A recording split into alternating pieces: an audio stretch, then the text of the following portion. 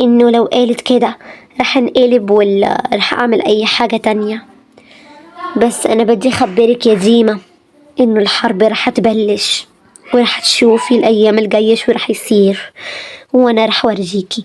رفيف رح تورجيكي يا ديما، والله العظيم لورجيكي. خليني اروح احسن. شايفة البنت دي ياسمين؟ ايه اللي صاير؟ مين اللي قتل الراجل؟ انا ما عملتش اي حاجة، والله العظيم ما عملتش اي حاجة. مفيش ولا كلام، يلا قدامي. والله ما عملتش اي حاجة، صدقني بترجك، صدقني اني ما عملتش حاجة، اقسم بالله اني ما عملتش حاجة. خليني احكي لك القصة. اصلا انا ما عنديش اي دخل في قتل الراجل، والله العظيم. قلتلك قدامي ومفيش اي كلام، يلا. ممكن تحكي لي الحكاية كلها؟ كيف قتلتي الراجل ده؟ واوعك تكذبي. انا عندي سنين هنا، ومرت علي كتير قضايا، ومرت علي الإجرام والقتل وكل حاجة، يعني مش أي كلام رح أصدقه. تمام؟ يلا احكي لي كل الحكاية، ولو حاولتي كده تكذبي كده وكده رح يكون مصير كان السجن والعذاب. يلا أنا منتظرك عشان تحكي. أنا أصلا ما عملتش أي حاجة، صدقني والله العظيم ما عملتش حاجة. أصلا أنا بقدر أحكي لك كل حاجة، بس أنت جيك تصدقني. يلا احكي كل ما عندك ورح نشوف. أنا كنت كده ماشية في الجنينة، وجاني اتصال غريب كده من شخص غريب أصلا ما بعرفوش أصلا مين هو، وقال لي إنه لازم نتلاقى في مكان في الليل، ورح أحكي لك كل حاجة مخبية لك ديما، واللي هي بتخصك انتي، ولو مش هتيجي مش هتعرفي الحقيقة. ده الكلام بالتدقيق قالهولي. وبعدين رحت أنا في الليل وشفت الراجل، وبلش يحكي معايا كده وبيقولي إنه ديما حدا بيخوف جدا، ولو عملتي معاه حاجات كده رح تقتلك وكل حاجة. وبعدين بشوف كده طلق نار كده، والراجل بيموت قدامي، وانا ما بعرفش مين اصلا اللي طلق عليه النار. وبس دي الحكاية. انتي فاكراني اني انا رح صدق قصة كده؟ لك انتي عم تمزحي معايا ولا ايه؟ احكي الحقيقة. والله العظيم ان دي الحقيقة، اقسم بالله ان دي الحقيقة. رح عد 1 2 3 تحكي كل حاجة. انا بعرف كل حاجة، احكي. انا ما عملتش حاجة، صدقني والله ما عملتش حاجة. انا اصلا ما قتلتش الراجل ده، اصلا ما بعرفوش. لك احكي الحقيقة وخلصيني. انا حكيت لك الحقيقة والله. اكيد دي لعبة من عندي ديما. انتي شايفاني مغفل ولا ايه؟ لا انا ما قلتش، بس انا ما عملتش حاجة والله. طيب لو انتي ما عملتيش حاجة، البصمات اللي على الفرد شو تثبت؟ بصمات ايه؟ فرد ايه؟ انا ما عملتش حاجة. بصماتك على المسدس، افهمي، بصماتك كلها على المسدس. ايه؟ بصماتي انا على المسدس؟ ايوه، وده كله بيثبت انك انتي القاتلة. والله انا مظلومة، صدقني مظلومة، ما عملتش حاجة. لساتك عم تكذبي ولا ايه؟ انا مظلومة، صدقني انا مظلومة، ما قتلتش، والله ما قتلتش، انا ما قتلتوش، انا ما بعرفش الراجل ده مين، صدقني انا ما عملتش حاجة. خدوها من وجهي دي وارموها في الزنزانة. اهلين، الله، في بنوتة جديدة جيت لهنا. سمعتي يا فريدة؟ في بنوتة جديدة هنا. نورتي. انا ما عملتش اي حاجة، ممكن امر من هنا عشان اشوف يعني السرير اللي هقعد فيه؟ سمعتيها شو قالت؟ ايوه، ايش قلتي؟ انا ما سمعتكش. قصدي انه عايزة اروح للمكان اللي رح نام فيه، ممكن تورجيني اياه؟ سمعتيها شو قالت؟ اورجيها المكان اللي رح تنام فيه. روحي اسألي ماما وبابا، راح يقولوا لك على المكان. ممكن تعدى من هنا؟ اقعدي هناك، لوين رايحة؟ انا شو عملتلك عشان تعمليني كده؟ سمعتيها شو قالت؟ ايوه سمعتها. شو عملتلك عشان تعمليني كده؟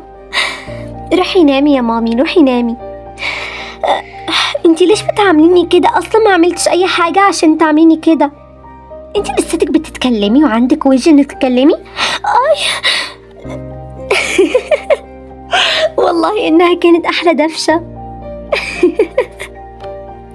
شايفة لو عملتينا مرة تانية بالطريقة دي راح يكون موتك على ايدي انا وياها، فهمتي؟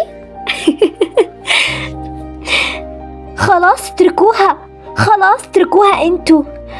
قومي.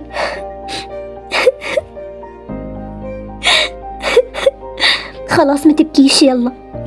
الأمورة جيت تنقذها. مين انتي عشان تعملي كده؟ اعتذري يلا. مش هعتذر، اتركي البنت. ليش كده تعملي؟ اي واحد بيجي هنا بتعذبيه؟ شبكي انتي، شو شايفة حالك يعني؟ والله العظيم انك مش عادية خالص، حرام عليكي تعملي كده، حرام. هو انتي مين عشان تقولي لي كده؟ انتي مين؟ روحي انتي وياها، والله العظيم اني حاسبكم الاتنين. وانتي شايفة حالك قوية؟ نسيتي حالك كيف كنتي؟ خلاص اسكتي، مش هسكت. انتي كأنك عايزة ايه؟ شو عايزة انتي؟ لا مش عايزة حاجة، بس البنت ليش بتعاملوها كده؟ ليش؟ مو حرام؟ انتي صرتي بتعرفي الحرام؟ خلاص اسكتي انتي وياها. البنت دي بتسكتنا. شايفة أنا هنا في السجن ده فضلت 15 سنة وبعرف كل حاجة، كل زوايا، تعديت على كتير ناس وعاقبت كتير ناس. شفتي أي حدا بينظر في عيوني هنا بيتحاسب. يعني انتي واحدة زي كده بتيجي تحكي معايا بالطريقة دي، رح يكون حسابك عندي، بس مو الآن، رح تشوفي في الأيام الجاية كيف رح يكون. أوكي؟ خلاص يلا تعالي هنا، خفيش. دي شايفة حالها، والله إنه رح يكون حسابها على إيدينا، ما تخافيش بقى.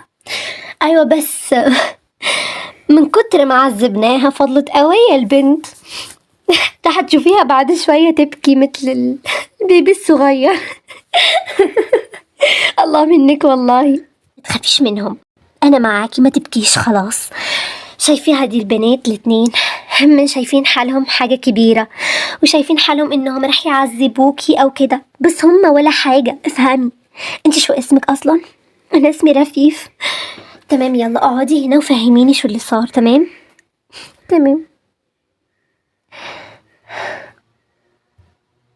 تمام يلا احكي لي شو اللي صار. حكايتي طويلة وأصلا حكايتي أنا ما داخليش دخل يعني، وأنا مش هوايتي إني أقتل الناس أو ارتكب جرائم قتل أو حاجة كده. طيب شو عملتي؟ قوليلي، احكيلي. تمام أنا فهمت قصتك، كتير محزنة بجد، وهما ظلموكي يعني كده. أيوة ده ظلم، ومش مصدقيني إني أنا ما عملتش حاجة، ومش عارفة أصلا مين اللي حط بصماتي على المسدس. والله مش فاهمة خالص، أنا مش عارفة كيف رح أطلع من المكان ده.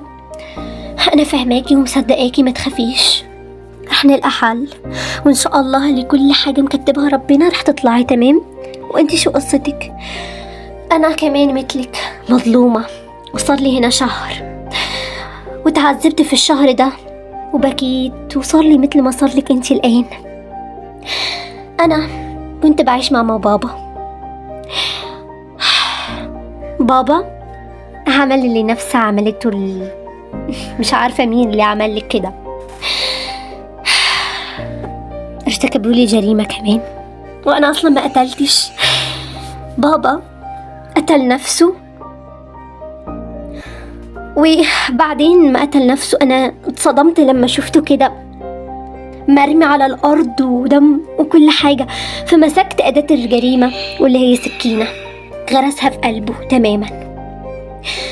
بصماتي اتحطت على السكينة وما صدقنيش أي حدا. دخلت عليا ماما وشافتني بالحالة دي وقالت لي قتلتي أبوكي؟ عشان أنا كانت علاقتي أنا وبابا مش كويسة خالص، بس عمري ما فكرت إني أقتله، عمري ما فكرت. كنت بحبه بس هو كان ما بيحبنيش، فتهمت كده. وصارت ماما بتكلمنيش حتى إنها تيجي تزورني لأ. ولما دخلت على السجن هنا تعذبت مثلك، ضربوني، وصلوا إنهم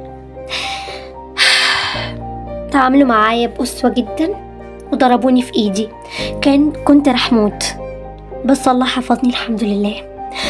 ولحد الآن أنا مظلومة وحكموا عليا سنة كاملة سجن. مش عارفة كيف أصلا أقدر أعيش هنا. الحياة هنا صعبة جدا يا رفيف. أنت شو اسمك؟ أنا اسمي مروة. عشت هنا متعذبة جدا، بس أنا معاكي ما تخافيش. خلاص أنا اتعلمت وتعودت في الشهر ده وعرفت القواعد كلها، فما تخافيش. تمام، أنا معاكي. بجد شكرا جدا. أنا معرفش كيف رح أشكرك والله. خلاص ده عادي جدا، احنا مثل اخوات يعني، والاتنين مظلومين ومش عاملين أي حاجة. اوعاكي تخافي منهم الاتنين، مش هيعملوا لك حاجة. متظاهريش حالك قدامهم ضعيفة، اعملي نفسك قوية، ولازم تكوني قوية أصلا عشان ما يعملولكش حاجة. تمام. هو وين المكان اللي احنا فيه؟ هنا، أنا الفوق وانتي تحت، هنا في المكان ده، وهما مكانهم هناك. تمام. أنا جعانة، ما قالتش أي حاجة. مش عارفة لو يعطوكي أكل عشان هم شايفين حالهم متسلطين على المكان، بس أنا رح أجيب لك أكل. يلا روحي نامي وارتاحي شوية وأنا رح أجيب لك أكل. تمام شكرا جدا بجد، بس أنا عايزة أطلع من المكان ده عشان أنا خايفة جدا بجد. ما تخافيش، أنا معاكي وإن شاء الله رح تطلعي هنا بإذن ربنا. تمام.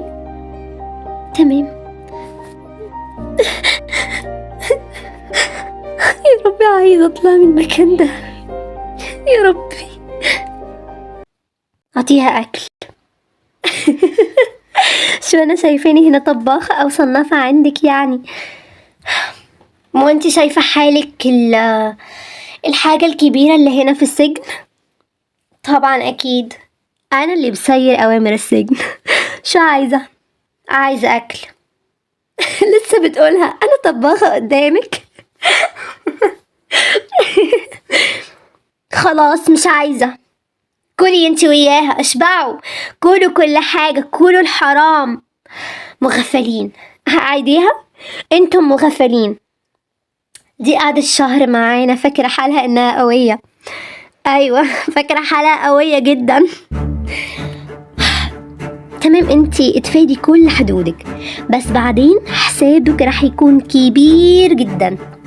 خلاص انا زهقت من حسابكم ده. اسمعي، عيديها يلا، تكلمي، قوليها يلا، قولي انا مغفلة، قولي انتي مغفلة، قوليها يلا. خلاص ايه؟ انتي عايزين يرتكب جريمة تانية؟ عايزاكي تغرقي في دمك مرة تانية ولا ايه؟